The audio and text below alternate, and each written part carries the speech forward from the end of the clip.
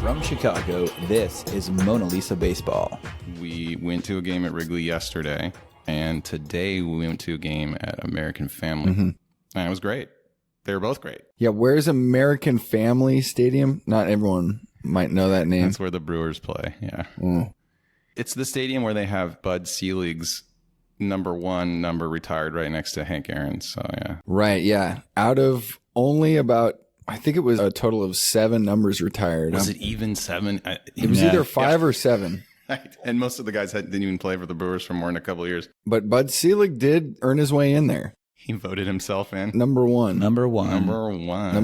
Bud Selig. Numero uno. The house that Bud built. Apparently, he built that place, or he was the owner when they built it. And now it needs renovations, or there's gonna be repercussions. Hell to pay. Yeah, apparently it's not up to Major League standards. Well, the tradition is really keeping it together. Tradition of? Well, the traditions they have in their ballpark. I mean, their 7th inning stretch was the best I've ever seen. Pretty legit. They sang 2 songs and they did 2 dances. Felt cultured. Felt like a good dose of culture going to Milwaukee. You know, you're steeped in culture when you're watching small children dressed as sausages run, almost falling over. Sponsored by Johnsonville. We haven't even gotten to the hot dog gun yet. Yeah. This is a gun that fires hot dogs. The Wiener Blaster. Yeah, they were air gunning wieners out to the fans. I think they claimed bratwurst, which is a new one. They were claiming bratwurst. They claimed it. They were shooting brats. Yeah, the broad gun. And A4, I know you know something about this. Maybe not food-related gunning of things into the stands, but... Food is a first for me. I mean, usually they're little trinkets, stuffed animals and T-shirts. And I mean, it is what I was known as the T-shirt gun toss. Now it's the bratwurst blaster. Do you think it tastes better after it's been launched 50 feet in the air? Yes. I would agree. These are special impact-resistant brats, right? They need to blast some of the condiments up there as well, like in a spray gun or something. I think where's my ketchup? Cartoon could do a good job of that. Easy to picture, like long-distance stream of mustard, like draping the hot dog perfectly. Bratwurst, excuse me. We had dogs. They were great. I loved it.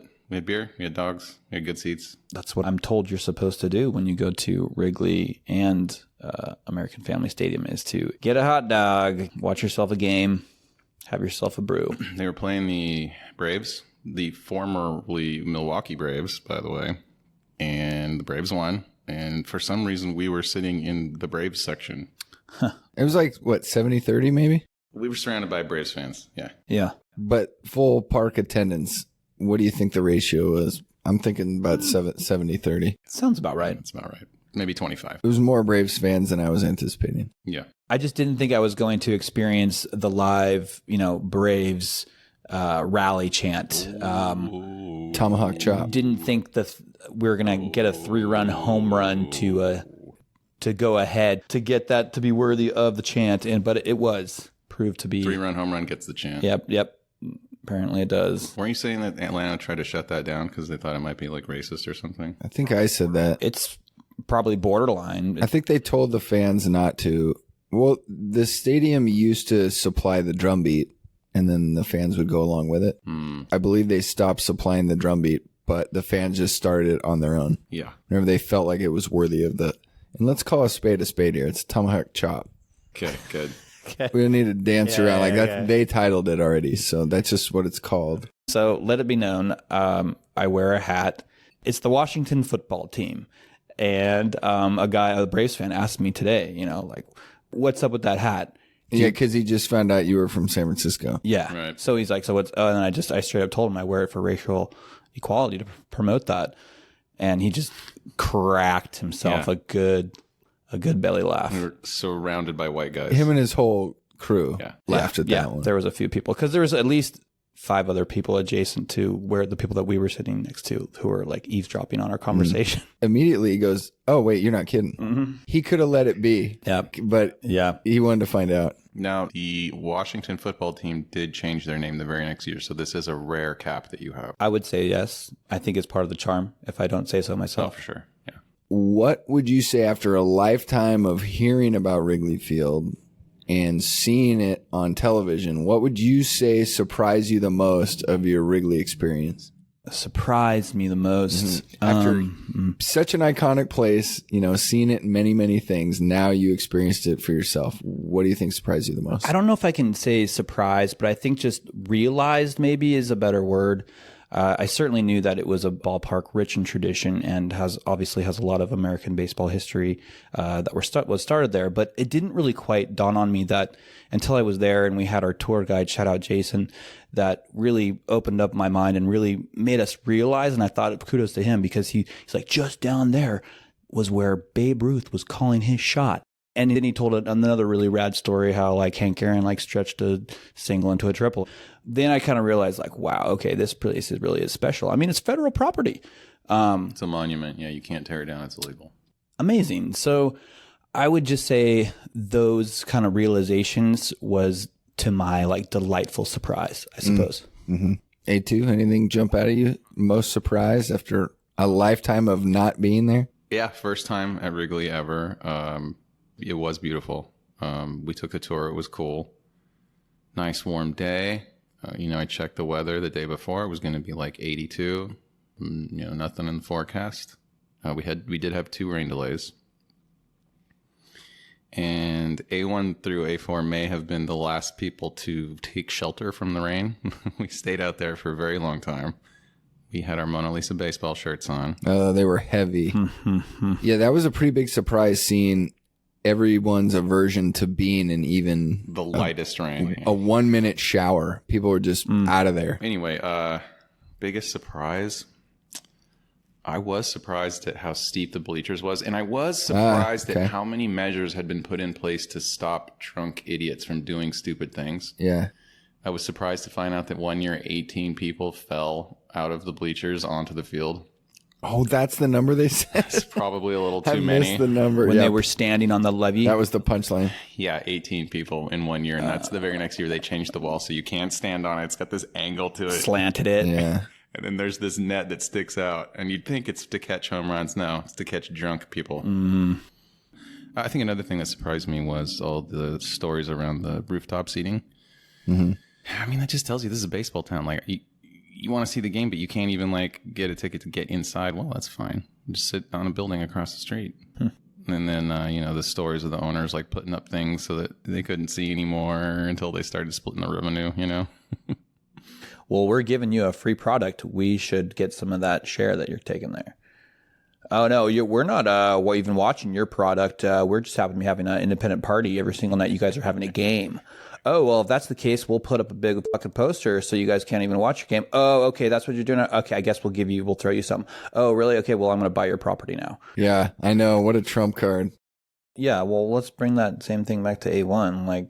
A1, what would you say was the thing that stood out to you the most upon arriving to Wrigley Field for your first time? Upon arriving, I would say the neighborhood seemed a little newer than I was expecting. The way it was described was sort of, you're just walking through an everyday neighborhood and then bam, there's the ballpark. Definitely felt like there was a buildup. They were very aware of the fact that they were a small neighborhood ballpark, but you could tell they kind of buffed things up around the edges, just to sort of, I don't know, make it a little bit cleaner. It seemed like, not that that's a bad thing, just more than I expected.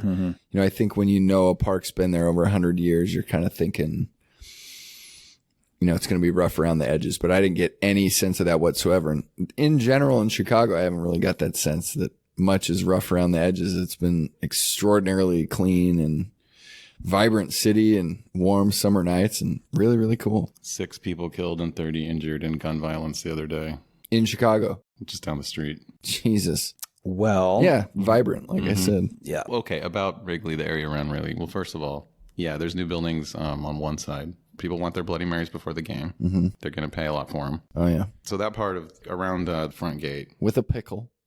And a piece of bacon. If you're lucky. So one side of the town it looks pretty new. There's some new structures. You can tell some of the stuff's new. But we did walk all the way around the stadium. On the other side, it was just like a neighborhood, bro. It was brick house, 2-story buildings, Yeah.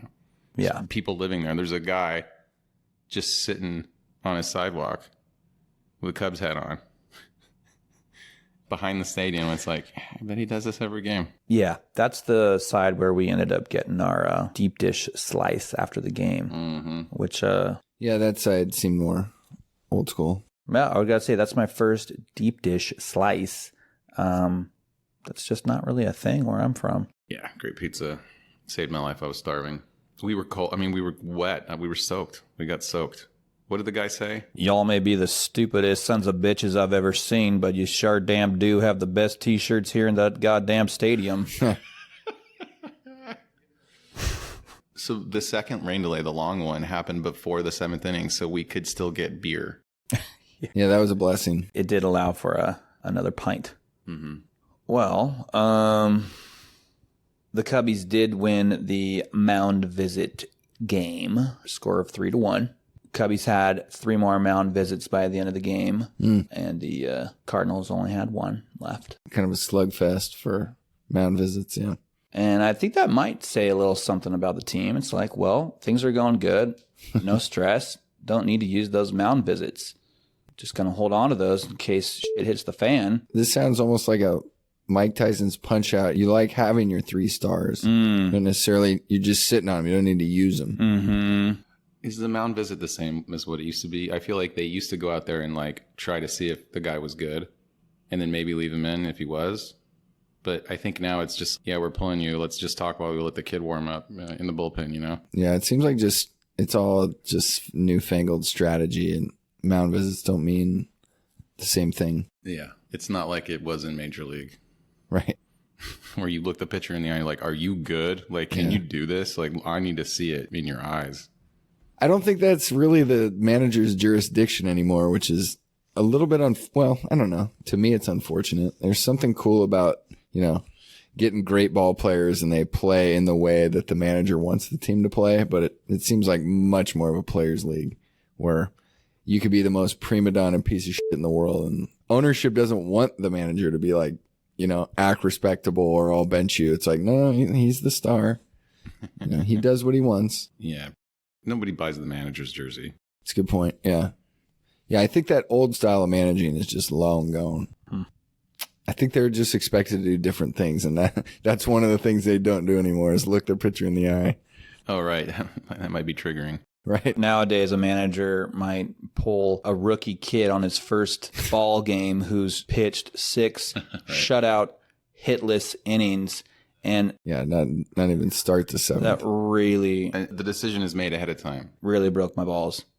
Like, that crushed me. Yeah. But that really tore me up. Emmet Sheehan, yeah. I mean... No hits. And I was kind of like texting both of you, actually. I was like, is there a manager out there that might have the balls to actually leave that kid in now? Or are we so just consumed in this sabermetrics games that we can't even just let the kid come out and pitch and do something historic? Yeah. It really grinded my gears. And A2, you're like, no, there's no manager out there. No. A1, I'm like, well, really? What about like Boch? Would he not? You think Bochy might let the kid go despite what Bochy's bosses might say in the situation? And I think, and all I'm saying, and I hope, and I don't know the answer, I would just think that like Bochy might let the kid pitch. Yeah, you might be right. But, I mean, this decision is made before he even takes the mound, okay? You have a maximum pitch count. That's it. And, well, what if I'm getting a no-hitter? Doesn't matter. It's just, it's really sad, you know? It's like, what if I strike out every guy on 3 pitches? Doesn't matter. It's just the reason why let's just blow the game up. Like, whatever. Yeah, these things don't matter. Like, tell me more about why this makes you so sad. Well, the kid had an opportunity to do something amazing, Yeah. Truly historic. Truly historic. I mean, a no-hitter, a shutout game alone on your first outing is amazing, let alone a no-hitter. Those are so rare, and especially on a first-time outing, that's never been done. Well, I believe, if I remember right, A2 looked that up, and it was done once in like 1880. Oh, man. So you say it makes you want to blow it up even further. Yeah. If all of these beautiful moments that we used to have in baseball, we're not even going to give them a chance to occur anymore, just what are we trying to preserve? What are we doing here? What are we even trying to preserve anymore? Mm-hmm. It's a whole new game. Like, it's hardball. It's not baseball. I'm trying to call it the thing American hardball, At what point do you have to stop calling it baseball? Because you've changed so many rules. Today in Milwaukee at American Family Stadium, I saw some baseball. I think I did find some culture and humanity. And because what is baseball? It's not just the game, it's the people, right? It's America. I was just even telling A1 today, I'm like, I really feel like, this weekend I've got a good dose of America. This is a really nice American vacation, doing what we're doing. We're celebrating our country's most favorite pastime. And we're doing it in a couple of cities where this game has been played for many, many years. And since the beginning, some of the birthplaces of it. A lot of strong roots are still here. I think we went to 2 stadiums that couldn't be any more different. They're both baseball stadiums. You play baseball there. They got 4 bases. There's a pitching mound. There's a wall in the outfield, but they just couldn't be any more different. Wrigley's, they're both, I'm not going to say American Family Park isn't beautiful, but when you have, like a water slide out in left field and you're running the hot dogs around, it's a lot of fun. There's 4 decks. It's really built up. It's a retractable roof. Mm-hmm. Quick side note, they have been told that this stadium needs renovations in order to get up to standards. And as a fan, I didn't see anything wrong with it. Everything seemed new, fresh. Like, they only built this thing 20 years ago. Yeah. But when you look into it, apparently, like, the concrete's falling apart in some places. And metal is rusting or whatever, in the retractable roof. And who knows what the visiting team's locker room looks like. Who knows? Right. I guess they don't want it to go the way of Oakland, where they, like, have nets hanging to catch the crumbling concrete from hitting fans. Is that real? Oh, yeah. Oakland had those at one point. I don't know if they're there now, but that existed, yeah. Concrete catchers. Wow. Yeah, also, when the possum dies and falls out of the rafter, it catches it, too. Oh, man. Dead possum falling on somebody's nachos. Oh, no. Ooh. I didn't order this. Ooh. Poor Oakland. I don't want to talk about the Yeah, let's A's, not but- talk about Oakland. Yeah. Well, okay, one quick thing, though. They are on pace to not lose the most games. Yeah, there it is. Let's hope that they don't make that new record. Yeah. That they can finish with at least 41 wins this season. Yeah, they need 41. There was the 62 Mets, A1 told me, at 140. 62 Mets. A3 was the one that says, there's an old adage of baseball where every team's going to win 50, every team's going to lose 50. So that you do with the middle games that count. Not so fast. Some teams don't make it up to snuff. Yeah, but it's so rare. It's the exception that proves the rule almost, isn't it? Lowest payroll. Lowest payroll, yep. But, the Rays have the second lowest payroll. It's almost the same number, and they're killing it. Their biggest problem is that the Orioles are super good. Right. So I was really hoping you guys would get to see your first PCV, but it didn't happen for you guys, and I'm sorry. PCV? That's right. What does that stand for? Pitch clock violation. No, it's a PPTV. PPT. Pitch. My bad. Yeah. Okay. No. All right. So there is an actual acronym for It it. sounded like a new acronym. You Man. need to listen to the show, yeah. Sorry. What the hell does that even stand for? Why is it not PCV? Pitcher pitch timer violation. Pitcher pitch timer. Okay. All right. You guys did mention this. I remember. Yeah, wake up, man. Okay. Well, I'm sorry you guys didn't get to see your first PPTV. I've already seen one. What are you talking about? Not Where? live. MLB? Oh, not live? Yeah, no. That's what I'm talking about. There were none. That's what I'm saying. We went to 2 games. We ate 2 sausages. Mm-hmm. We did not see a PPTV. I have seen one live before at a Giants game earlier this season. Yeah. It was a big moment for me. I'm like, wow, automatic ball. Amazing. Did you boo or cheer or neither? I booed. You have to boo. I booed. I didn't know how to react. My gut reaction was just boo. Yes. Mm-hmm. Yeah. It's your right. Yeah. I will say that the Braves second baseman was really riding that line when it came to defensive shift violation, because every pitch he was out there on the grass for most batters. He was on the grass, and then right as the pitcher was releasing, he'd take 2 steps forward as he got set, so his toes were on the dirt.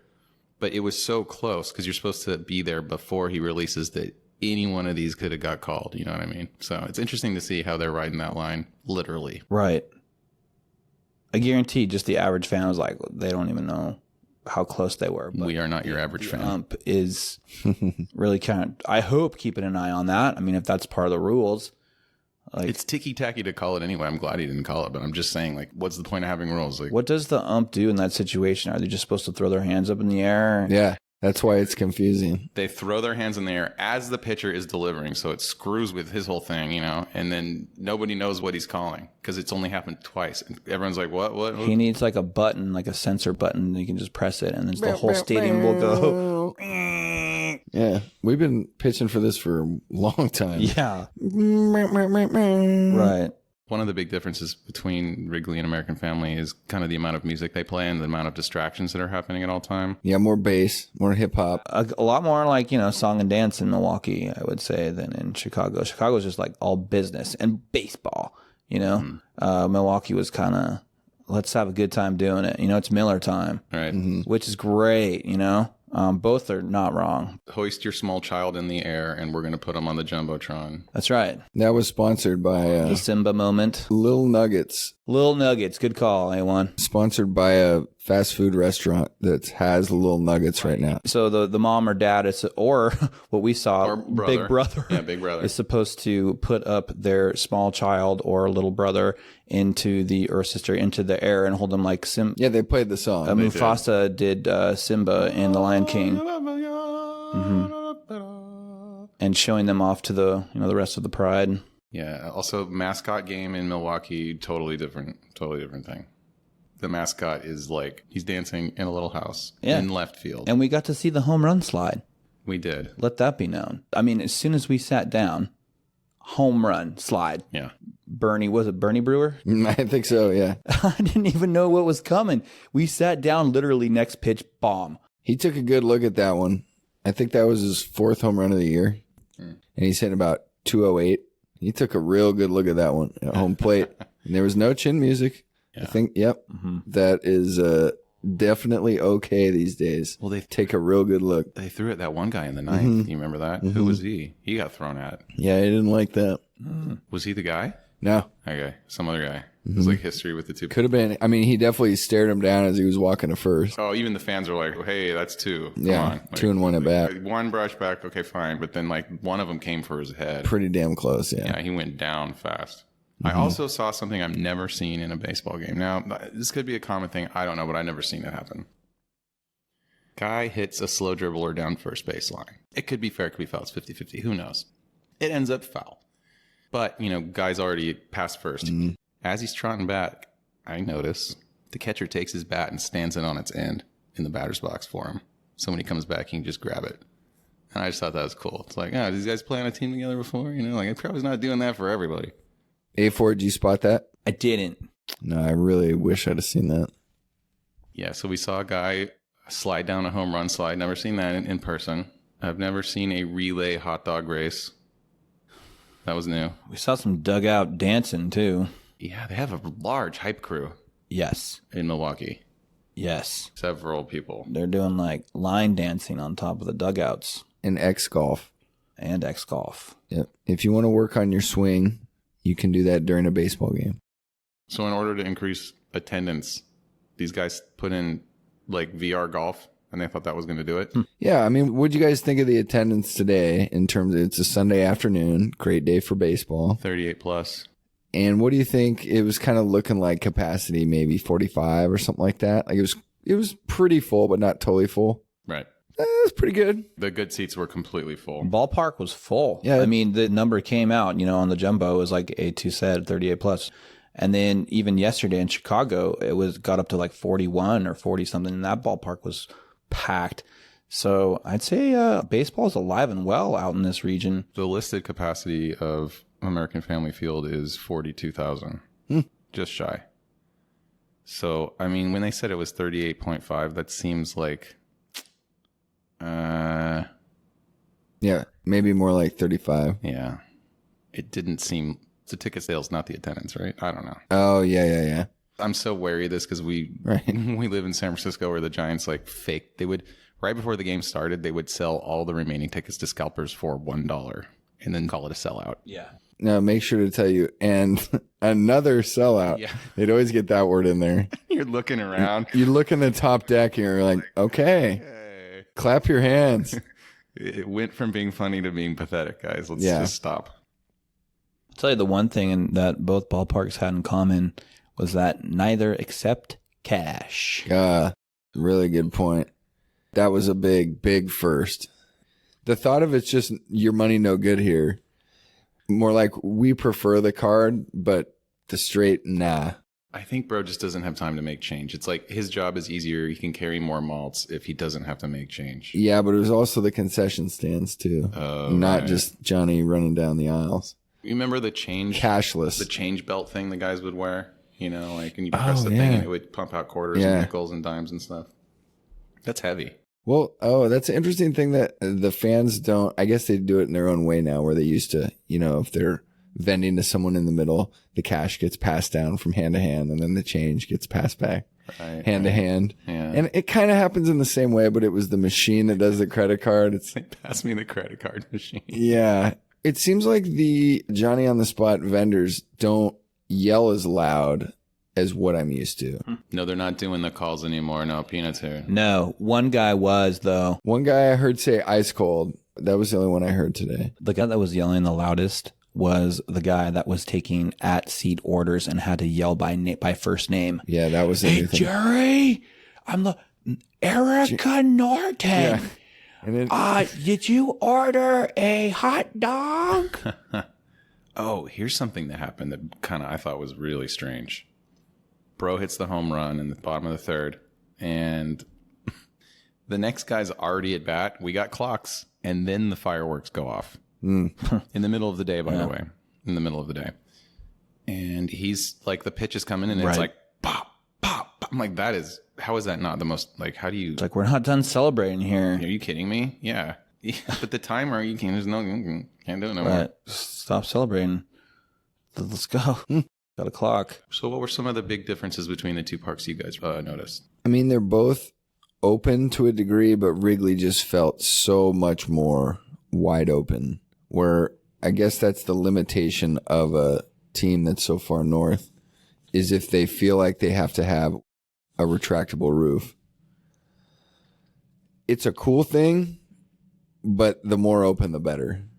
And Wrigley felt very, very open to me. Actually, I don't know if it's more open, the better, but there's something good about that. Yeah, I wouldn't say that American Family is claustrophobic, but there are 4 decks, and it does go up there. Mm-hmm. And like the dude's little house out there in left field, it is up there. It's way up there. Yeah. You can hit the ball out of the ballpark at Wrigley. You know, you can hit it onto the street. We almost saw that. We saw it in BP. Saw it in BP, yeah. Oh, maybe that's why the guy's out there on his chair across the street. That's why he's there. He's catching balls, Yeah, didn't you talk to the guy out on the street on left field, day one? I stopped a guy, and yeah, he just looked like he was there a lot, and he was a couple hours before the game, and I said, how often do you do this? And he's like, all the time. All the time. Yeah. It's so obvious. This is his jam. And it looked like he might have really just been out his front door. Like, I set up a lounge chair with a mitt on, and I sit here. I just sit here, yeah. And I asked him, hey, do you turn on the radio, listen to the games? He's like, I don't need a radio. Just no interest. None. I thought it'd be like kind of nice to follow pitch for pitch. He's like, nah.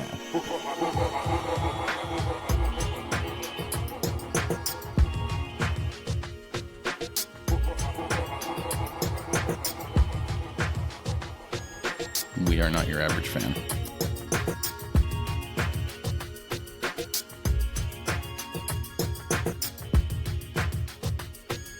What are we doing here?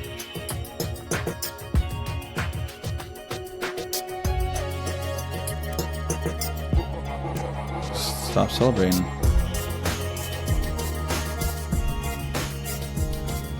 You have to boo. It's your right.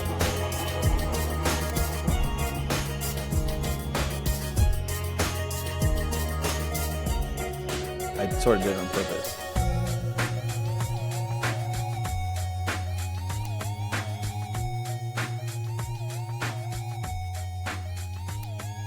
That was pretty good.